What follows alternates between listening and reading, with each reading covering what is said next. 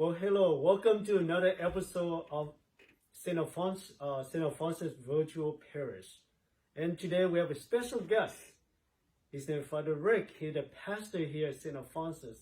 But before we begin another episode, I would like to send a word to doctors, nurses, and all the healthcare workers who are in the front line at the hospital taking care of the patient and especially put themselves at risk of contracting the virus.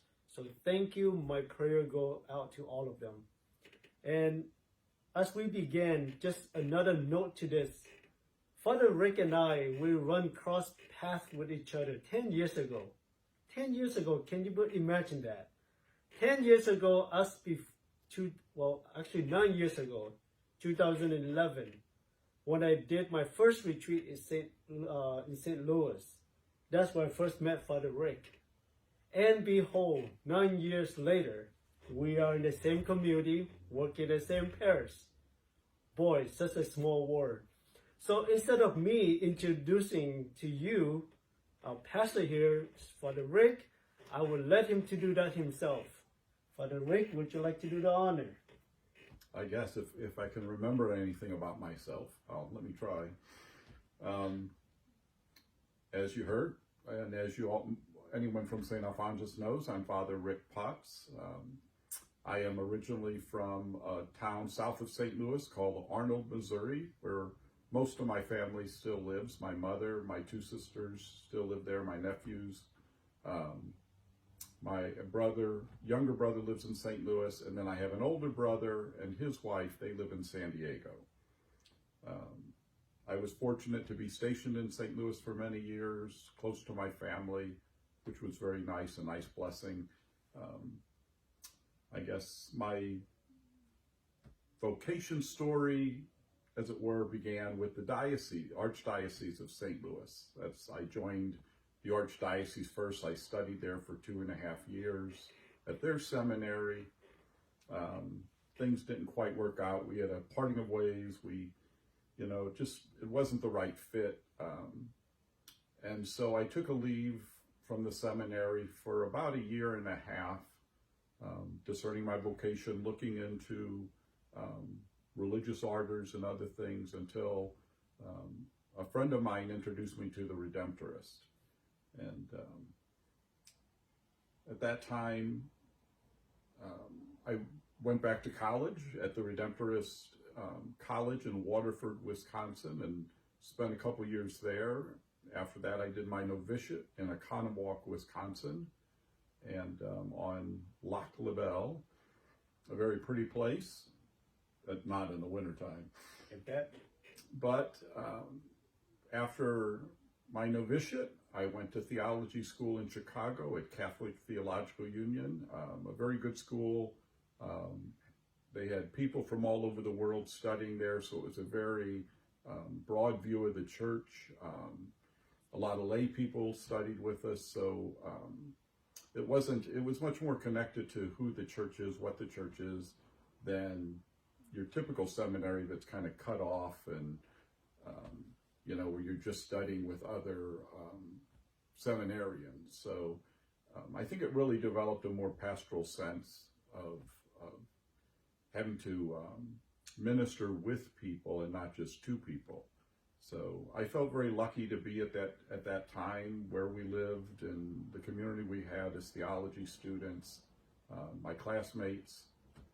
Although most of my classmates left, I have one classmate from my novitiate who is still with us out in Arizona, but all my other classmates have kind of left one after another. So I'm in a class by myself, some say. I don't know what that means, but take it as a positive or a negative, who knows? Perseverance, Father. That's it. That's the big word. And so after I was ordained and had taken my final vows, I was assigned first of all to our parish in Omaha, Nebraska.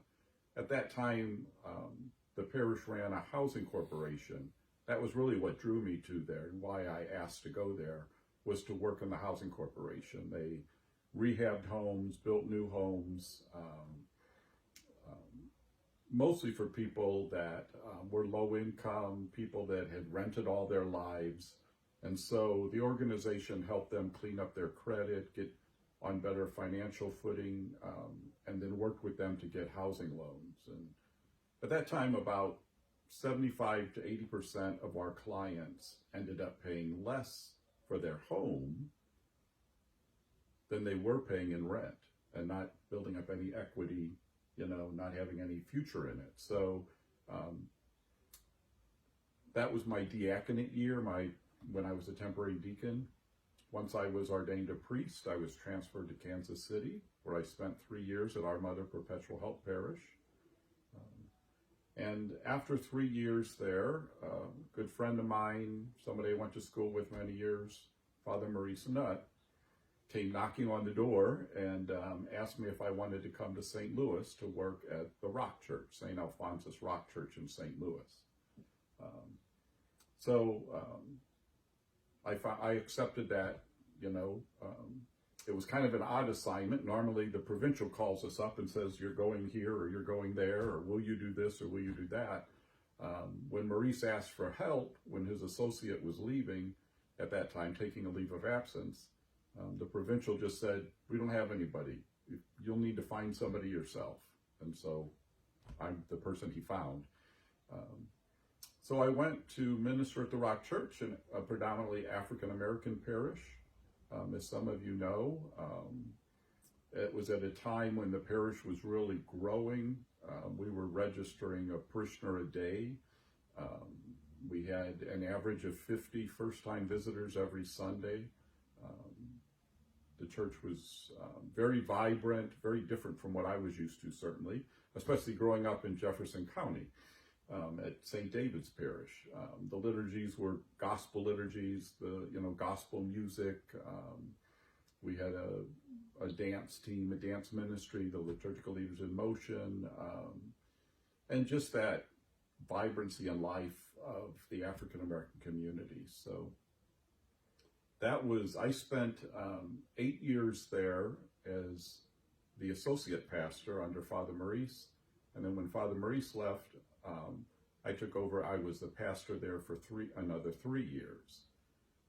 During that time, I went to the Institute of Black Catholic Studies in New Orleans, which is a school at Xavier University that they run during the summers for 3 weeks, that offer a master's program to people ministering in the Black community. It gave me a lot of background on African Americans, from psychology to education, theology, biblical studies, all from an African American perspective, and it really helped me to minister better, I think, at the Rock Church, and to African Americans, with African Americans. So after 3 years of being a pastor there, our province took on a new parish in Memphis, Tennessee. Very small parish, place that had not had a pastor in about 10 or 11 years. And Father Maurice was going there along with one of our students, and they asked me to go with him. So I went there for 2 years and worked at Holy Names in Memphis, Tennessee. It was a very interesting. It's only about 4 hours south of St. Louis, but it feels like 100 miles south of St. Louis. Memphis has a very southern flavor to it. Things are very slow, and so it took some adjustment to get used to the culture and just that pace of life and stuff. So I spent 2 years there, and then another classmate of mine, somebody who academically was in the year behind me, but actually we took second novitiate, did our second novitiate together, and did our permanent vows together. Matthew Kessler, who was then president and publisher of Liguori Publications, he asked me to come to Liguori to work with him and to be the editor-in-chief of Liguorian magazine. a magazine that I know you all subscribe to, right? If you don't, you should. It's for a long time was the #1 Catholic magazine in the country, battling with another Franciscan that we won't even mention here. But it was a very interesting time in my life. I spent 3 years there. It was very different ministry than I expected, doing publishing. I know my English teachers were probably rolling over in their grave because, I have a hard time spelling cat. So, but with, I mostly, helped with stories and pick things. And a lot of my time there and reason for being there was to kind of support Matthew in trying to turn the publishing around. At that time, the publishing was taking a hard hit with all the electronic stuff.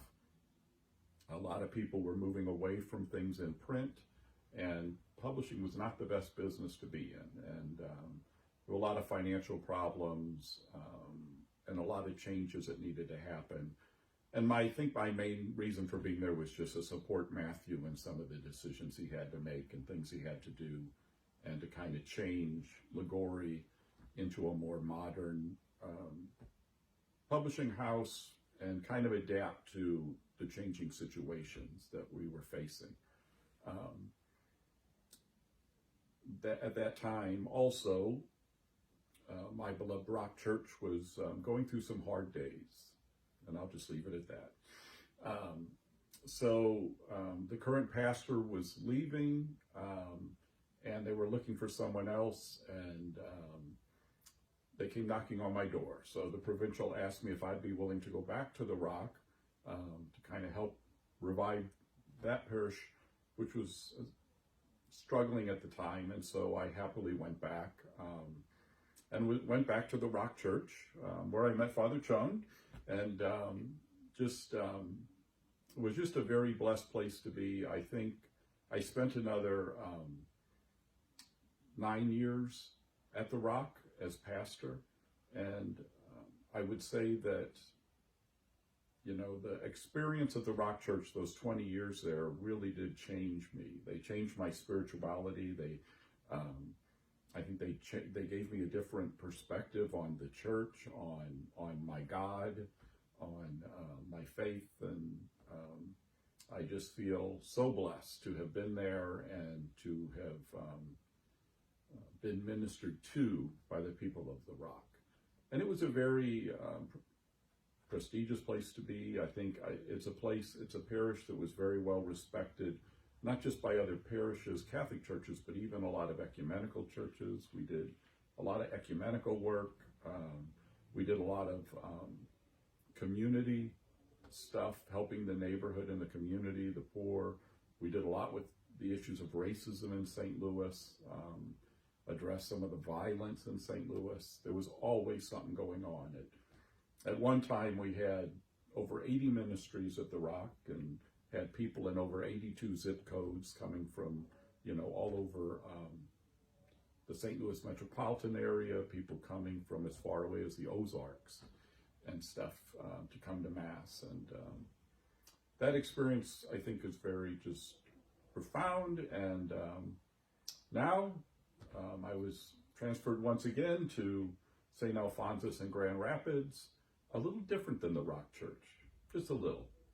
The liturgies may be just a little different, but nevertheless, I think a couple things that I really enjoy about StAlphonsus. I haven't been here even a full year yet, but I think the fact that it's a very Redemptorist parish. People know who the Redemptorists are, and they're proud to be in a Redemptorist parish. They love their parish here. And I guess the other dimension that I really enjoy, is the social justice perspective aspect of the parish, the outreach that's done for the community, for the poor, and that's not just a small ministry. It's not just done by a handful of people. It's really owned by the whole parish, and lots of people are involved in that in a lot of different ways, and they support it in different ways. And it's really, I think, probably one of the main things that the parish is known for in the Diocese of Grand Rapids. So we're now in something that none of us would have ever predicted. None of us foresaw that this pandemic, this isolation that we're in, the fact that we're not able to celebrate public liturgies, that we're separated from one another, just gives us another challenge as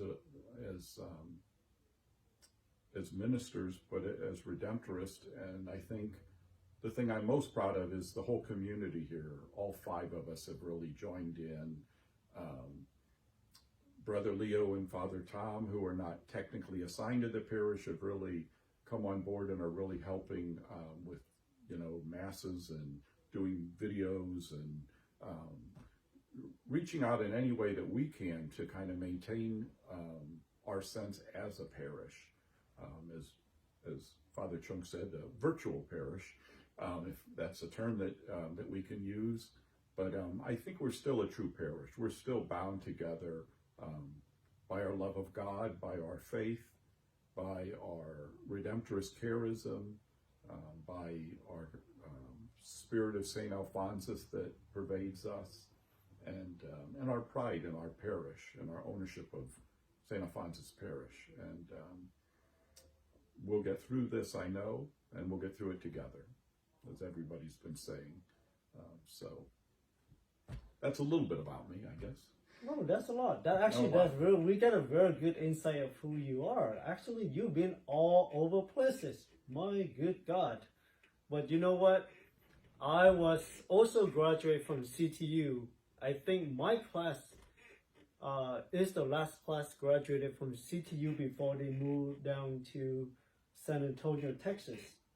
So I know exactly what you're talking about the academic, about working with lay people, having the pastoral sense to serve people, not isolating from people, but rather journey with people, be with them, and enjoy the present.